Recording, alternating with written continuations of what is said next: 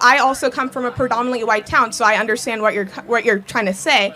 In my district, we have so much funding, and I live in the Florida Keys, so there's a lot of funding that comes to my school.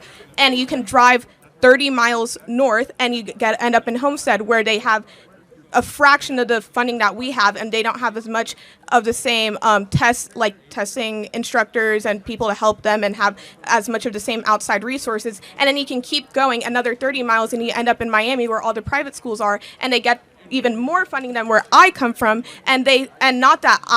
Obviously I ended up where I am today because I continue to push through, and I didn't let any outside factors affect me. But at the end of the day, I kept going, and some people don't have that same ability, and I also it doesn't. First of all, in Florida, every public school gets the same amount of money.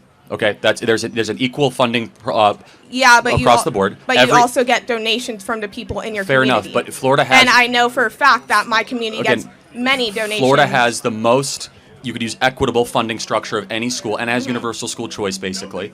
So that's number one. Number two, explain to me why, when we're admitting people for a job, should it just be what's on that piece of paper, or should race play into the factor? So I know that your argument is mediocrity.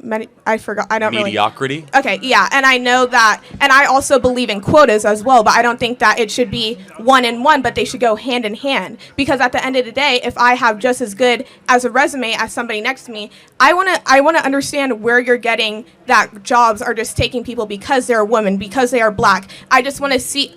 And I understand what you're trying to say because of course, with affirmative action and DEI, that does give them an upper hand. But where does it say that you take somebody just because of that color? All over the place. Capitol Street Partners back in the summer of 2022 said that they will not hire white men for internships.